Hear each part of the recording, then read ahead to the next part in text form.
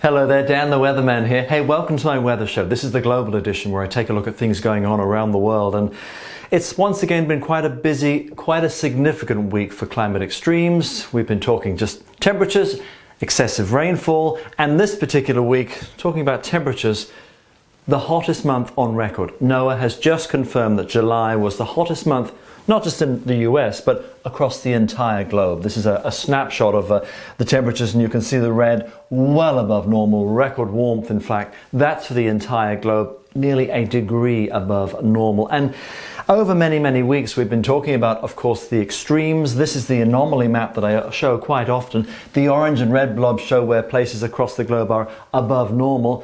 The blues show spots that are much, much cooler. And running this through the course of the week, remember, of course, several weeks ago we had the extreme all-time warmth across parts of North America, Canada, all-time record. We've just had a similar thing for parts of Europe, all-time record high. And as this runs through the week, notice the spots that are red, similar spots. Greenland seeing excessive warmth there, melting, of course, at significant levels. The ice sheet, western parts of Russia, and the heat that's been there across parts of Europe, that will ease somewhat. Northern parts of Africa, even parts of South America seeing some record warmth, Australia too. But you notice as well, of course, it's winter in the southern hemisphere. The plumes of cold that have been coming out from the Southern Ocean and of course Antarctica. The jet stream at the moment rather wiggly, the polar vortex rather weak. That allows the cold surges to come out and some pretty active weather. But we're talking heat first off. We head our way to the jet stream, and that's been very up and down, very wiggly. And when you've got just the heat growing and building, that allows, of course, when the jet stream moves north, to push north these areas of warmth to go through. Over the past week, we had some severe storms with a real good bend and a kink in the jet stream over eastern parts of the US. That will ease there, but that will also allow the surge to move north to bring that warmth again to parts of Greenland. Some pretty active weather will move into northern parts of Europe, and the same thing, that little colour there of blue, that will be a slow moving frontal boundary that'll bring some flash flooding and some record rainfall potentially to parts of Japan. All the while, winter continues to just breathe its cold across much of the far south. Going through the week, you can see some active systems there. That little churn, that's the active weather, the move-ins to parts of northern Europe. The heat will ease somewhat across the southern parts of Europe, and notice as well quite the active system there. That churns in, but still going to keep that heat, and actually still seeing some hurricanes developing to the southern parts of America as well. And looking at things for temperature-wise, you've seen these colours where the heat is. As these run through over the course of the week, notice the red areas. Red is where you're easily seeing 30s, 40s. White is getting to 50 degrees. A few spots there. Parts of Canada, we're seeing again some warmth to parts of Greenland. And look at that blob there. Western parts of Russia, where we're looking at temperatures 30, even close to 40 degrees. The warmth I've mentioned there to parts of Australia and even parts of South America, some 10, 15 degrees Celsius above where we should be for the time of year. Looking close in at parts of the US and Canada. I mentioned, of course, the heat we've had to western parts of North America. That heat dome has eased somewhat, but of course we're still seeing it there. We're also talking hurricanes. This one here is the depression. This is Fred. That could re-intensify, track its way in through the first part of the week in towards the Gulf Coast, Mississippi, Alabama, perhaps as a tropical storm, maybe even close to a hurricane. Moisture from that churns in.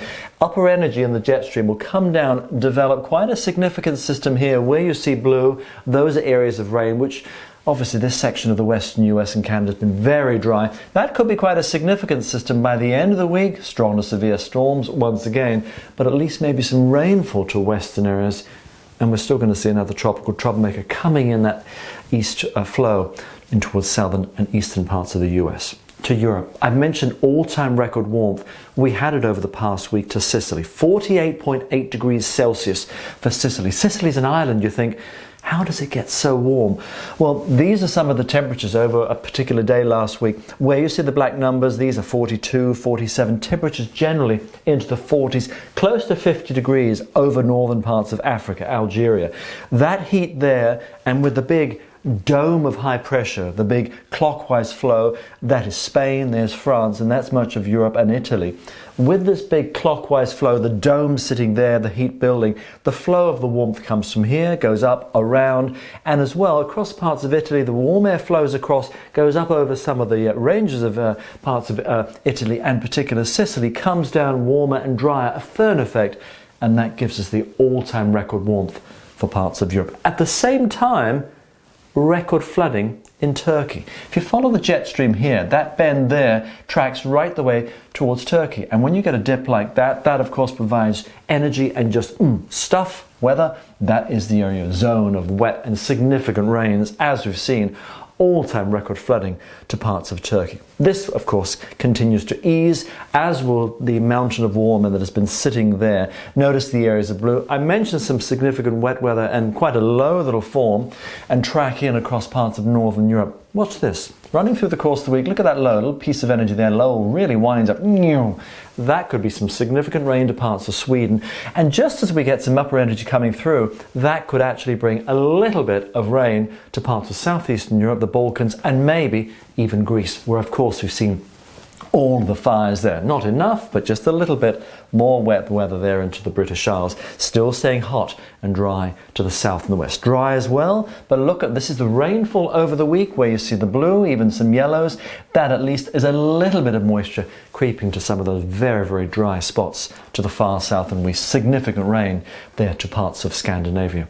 Significant rain parts of Asia. Japan, we have a big blocking high that's bigger than normal sitting out there in the North Pacific. There is a frontal boundary, and it's a bit like having a fire hose. You spray it in one place for a long time, it doesn't move, you just get significant rain. This is going to run through the week, and I mentioned Japan because of course in the coming days and weeks we've got the Paralympics. Look at this. This is some significant rain that could bring some flooding. As that zone sits there, a low will develop where some upper energy comes through. But this, through the course of the week, could be easily several hundred millimeters of rain. Look at this. That's the rainfall chart where you see the purple and the blues, 200 to 300 millimeters of rain right there across Japan because of the high, another one there, and the zone of energy and moisture coming that way, converging winds, and boom, just like that fire hose spraying that.